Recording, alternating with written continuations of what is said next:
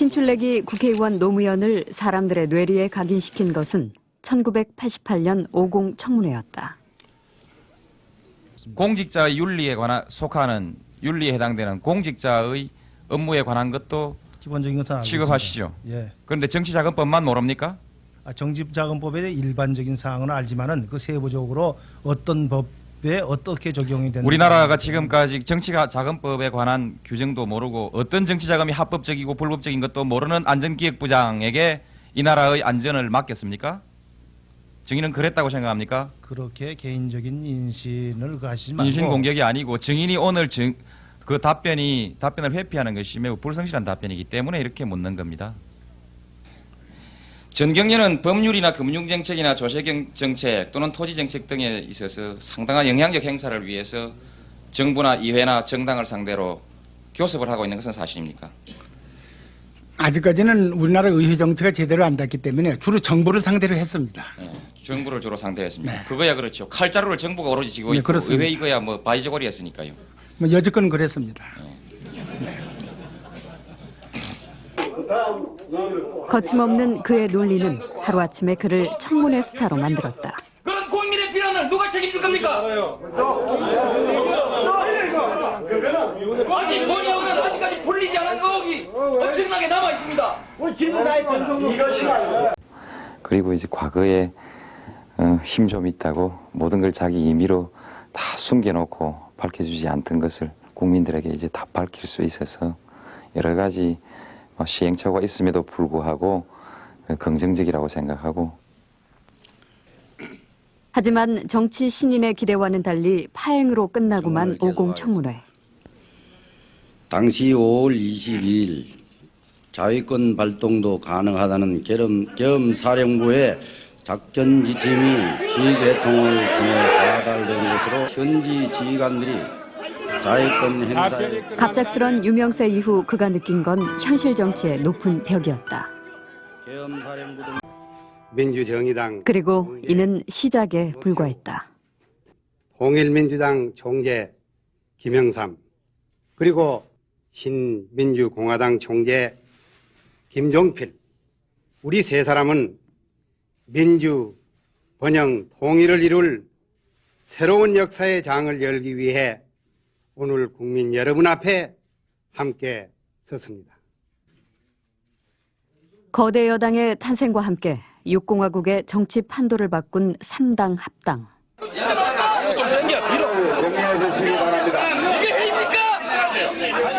노무현은 결단을 내려야만 했다.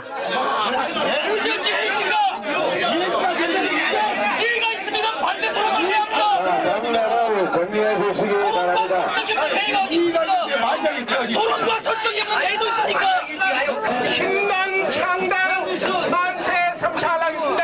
만세! 만세! 정치인 노무현의 어린 시절은 가난함에 대한 기억뿐이었다. 농사일로 5남매를 키우며 먹고 살기도 어려운 집안 형편. 학비를 못 내 중학교 땐 1년간 학교를 쉬어야만 했던 막내 아들. 공부를 곧잘 하는 걸로 자존심을 지켜낼 뿐이었다. 대학은 꿈도 꾸지 못한 채 상고에 진학해 부산 유학을 시작했다. 예, 그랬습니다. 예. 상고 진학 자체가 예. 집안 형편 때문에 예. 장학금이 있어서 갔거든요. 예. 네. 근데 그리고 나서 사법고시로 또 이제 다시 돌아서신 그 이유는 무엇인지요? 이제 어릴 때부터 형님이 그 사법시험, 그땐 고등고시였습니다. 예. 준비를 하고 있었고요. 예. 그런 게 영향을 많이 받았을 겁니다. 예. 그리고 시골에서 그 당시는 다양한 직업에 대한 그 전망을 몰랐습니다. 그렇죠. 예. 단지 그냥 관리가 되는 게 제일 출세하는 줄 알았죠. 예. 그렇게 고졸로 고시에 도전해서 9년 만에 합격했다. 학벌도 돈도 가진 거라고는 없던 청년 노무현에게 출세는 절실했다. 짧은 판사 생활 후 그는 변호사로 개업해 승승장구한다. 부산 바닷가에 넓은 아파트도 사고 취미 생활도 즐길 수 있게 되었다. 어렵게 이뤄낸 안정된 생활을 뒤바꾼 건 그가 불임 사건의 변론을 맡으면서였다.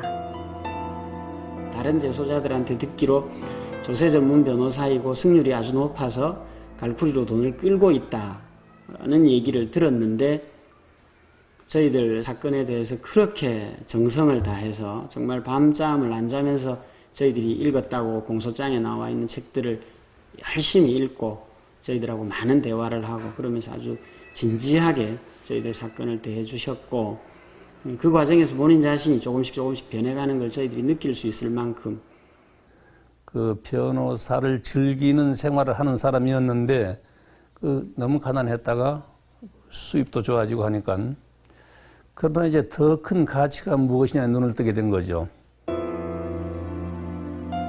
당시는 제5공화국 초기 시국 사건의 변론을 맡고 민주화 운동에 뛰어들며 노무현은 인권 변호사로 변신한다.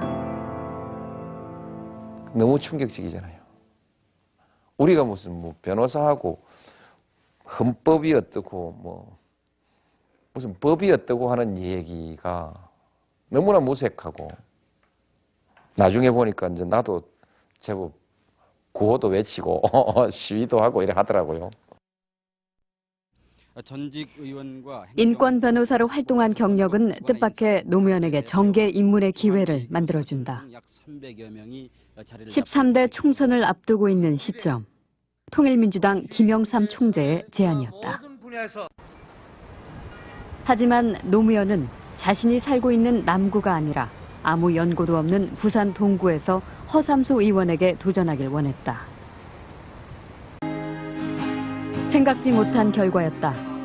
정치 초년생 인권 변호사가 집권 여당의 허삼수 현역 의원을 제치고 국회의원에 당선된 것이다.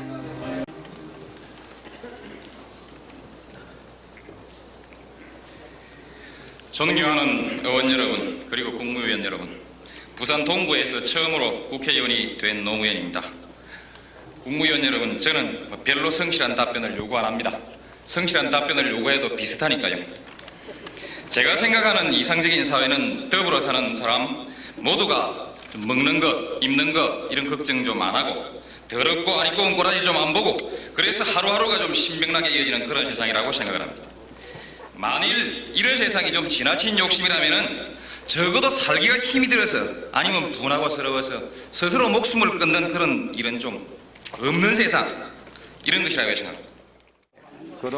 그리고 또 한 번의 결심. 죄송합니다. 잘하십시오. 3당 합당을 거부한 노무현은 김영삼 총재의 곁을 떠난다. 총재님 잘하십시오. 동시에 정치적인 고난도 시작됐다. 부산 동구에 다시 출마한 14대 총선에서 낙선. 2년 뒤 부산시장에 도전했지만 또다시 낙선. 15대 총선까지 3번의 선거에서 연거푸 고배를 마신다. 그리고 마침내 98년 종로 보궐선거. 자, 당선 확정됐습니다. 당선의 기쁨을 맛보며 청문회 스타의 화려한 복귀를 알리자마자 노무현은 뜻밖의 선언을 한다.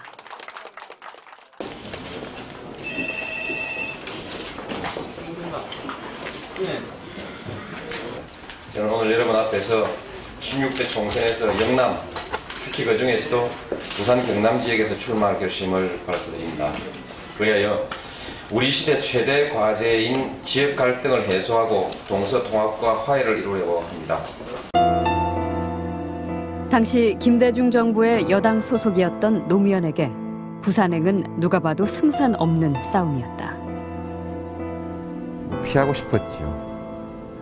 그러나 2000년 4.15 총선 때도 부산에 내려갈 이유가 없는 상황이었지만 그것이 내 몫이라고 생각하고 내려갔기 때문에 열심히 선거에 임했고 기죽지 않고 열심히 임했고. 낙선과 오랜 야인 생활에 지친 가족들도 부산행을 반대했지만 그는 고집을 꺾지 않았다. 저는 사실은 이번에는 내려가는 게 아니고 이번에는 한 번만 더 종로서 하고 싶었어요. 종로서 한 번만 더 우리 자리를 좀 만들어 가지고 그 다음에는 이제 부산 갔으면 했어요. 그만 떨어졌으면 좋겠다라는 생각을 했어요. 그리고 종로 보궐선거 되시고 나니까 너무너무 기쁘더라고요. 부산을 가신다고 하시니까 정말 솔직히 굉장히 저는 불안했었거든요. 근데 선거운동을 하면서 선거운동도 재밌었어요. 왜냐하면 될 것 같은 선거였거든요.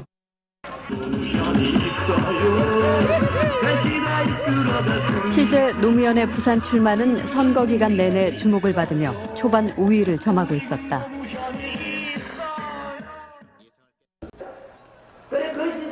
하지만 합동 유세가 시작되고 본격적인 선거전에 돌입하면서 전세는 예측할 수 없는 방향으로 흘러갔다.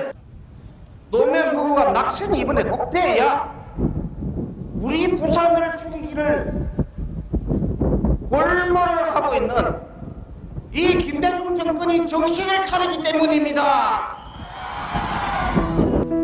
앞으로 부산의 전통적인 반김대중 정서가 선거전에 악영향을 끼치기 시작했다.